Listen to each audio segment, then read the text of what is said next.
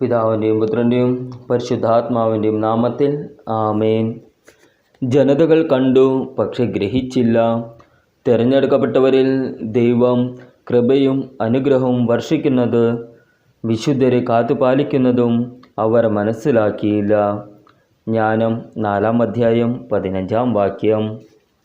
എൻ്റെ നല്ല ഇടയനായ ഈശോയെ, അവിടുത്തെ അജഗണത്തെ സമൃദ്ധിയിലേക്ക് നയിക്കുന്ന നല്ല തമ്പുരാനെ, അവിടുത്തെ സന്നിധിയിൽ പ്രാർത്ഥിക്കുവാനായി അണഞ്ഞിരിക്കുന്ന ഞങ്ങളെ അനുഗ്രഹിക്കണമേ. എല്ലാവിധ ദുഃഖങ്ങളിലും നിന്ന് ഞങ്ങളെ കരകയറ്റണമേ. ഈ ജീവിതത്തിൽ ഓരോ ദിനവും കടന്നുവരുന്ന സന്തോഷങ്ങളെ വിവേകത്തോടെ സ്വീകരിക്കുവാനും സങ്കടങ്ങളെ അവിടത്തോട് ചേർന്ന് നിന്ന് നേരിടുവാനും സാധിക്കട്ടെ. ഓരോ ദിവസവും ദൈവസന്നിധിയിൽ ആയിരുന്നു കൊണ്ട് ജീവിതത്തെ പരിശോധിക്കുവാനും ആ ദിനത്തിലെ പദ്ധതികൾക്ക് ദൈവത്തിരുമുമ്പിൽ നിന്നും അനുവാദം വാങ്ങുന്നതിനും ഞങ്ങൾക്ക് സാധിക്കട്ടെ. കർത്താവേ, ഈ ദിനത്തിൽ ഞങ്ങളുടെ എല്ലാ പ്രവർത്തനങ്ങളെയും അവിടുത്തെ സന്നിധിയിൽ സമർപ്പിക്കുന്നു. അവിടുത്തെ കരുണ പകരുന്ന ഉപകരണങ്ങൾ ആക്കി ഞങ്ങളെ മാറ്റണമേ. രോഗികളായി കഴിയുന്ന എല്ലാ മക്കളെയും അവിടുത്തെ സന്നിധിയിൽ സമർപ്പിക്കുന്നു. അവരുടെ കുടുംബങ്ങളെ ആശ്വസിപ്പിക്കണമേ. ഞങ്ങളുടെ രാജ്യം നേരിടുന്ന പ്രതിസന്ധികളെ സമർപ്പിച്ച് പ്രാർത്ഥിക്കുന്നു. ഭരണാധികാരികൾക്ക് നേർവഴി കാണിക്കണമേ. കടലിലും കരയിലും ആകാശത്തും ജോലി ചെയ്യുന്നവരെ ഓർക്കുന്നു. എല്ലാവരുടെയും ജീവിതത്തിൽ അവിടുത്തെ സ്പർശനം അനുഭവിക്കുവാൻ ഇടവരുത്തണമേ. മറ്റുള്ളവരിലെ നന്മകൾ കാണുവാനും അവരെ സ്നേഹിക്കുവാനും ഞങ്ങൾക്ക് സാധിക്കട്ടെ. ഞങ്ങളുടെ ജോലികൾ ദൈവത്തിന് കാഴ്ചയായി സമർപ്പിക്കുന്ന വിധത്തിൽ പൂർത്തിയാക്കുവാൻ ഞങ്ങളെ സഹായിക്കണമേ. ആമേൻ.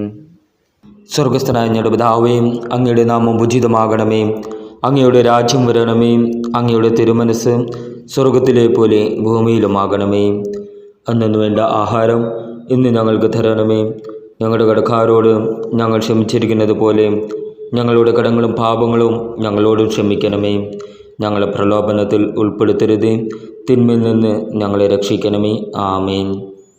നന്മ നിറഞ്ഞ മറിയമേ, സ്വസ്തി, കർത്താവ് അങ്ങയുടെ കൂടെ സ്ത്രീകളിൽ അങ്ങ് അനുഗ്രഹിക്കപ്പെട്ടവളാകുന്നു.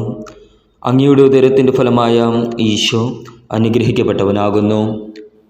പരിശുദ്ധ മറിയമേ, തമ്പുരാൻ്റെ അമ്മേ, പാപികളായ ഞങ്ങൾക്ക് വേണ്ടി എപ്പോഴും ഞങ്ങളുടെ മരണസമയത്തും തമ്പുരാനോട് അപേക്ഷിക്കണമേ. ആമേൻ. പിതാവിനും പുത്രനും പരിശുദ്ധാത്മാവിന് സ്തുതി, ആദ്യയിലെ പോലെ ഇപ്പോഴും എപ്പോഴും എന്നേക്കും. ആമേൻ. വിശുദ്ധ മാർക്കോസ് എഴുതിയ സുവിശേഷം 3-ാം അധ്യായം 13 മുതൽ 19 വരെയുള്ള വാക്യങ്ങൾ. പിന്നെ അവൻ മലമുകളിലേക്ക് കയറി തനിക്ക് ഇഷ്ടമുള്ളവരെ അടുത്തേക്ക് വിളിച്ചു. അവർ അവൻ്റെ സമീപത്തേക്ക് ചെന്നു. തന്നോട് കൂടി ആയിരിക്കുന്നതിനും പ്രസംഗിക്കാൻ അയക്കുന്നതിനും പിശാചുകളെ ബഹിഷ്കരിക്കാൻ അധികാരം നൽകുന്നതിനുമായി അവൻ 12 പേരെ നിയോഗിച്ചു. അവർ പത്രോസ് എന്ന് അവൻ പേര് നൽകിയ ശിമയോൻ, ഇടിമുഴക്കത്തിൻ്റെ പുത്രന്മാർ എന്നർത്ഥമുള്ള ബൊവനർഗസ് എന്നു പേര് നൽകിയ സെബദി പുത്രന്മാരായ യാക്കോബും സഹോദരൻ യോഹന്നാനും, അന്ത്രയോസ്, ഫിലിപ്പോസ്, ബർത്തലോമിയ, മത്തായി, തോമസ്, ഹെൽപ്പയുടെ പുത്രൻ യാക്കോബ്, തദേവൂസ്, കാനാൻകാരനായ ശിമയോൻ, യേശുവിനെ ഒറ്റുകൊടുത്ത യൂദാസ് കറിയോത്ത.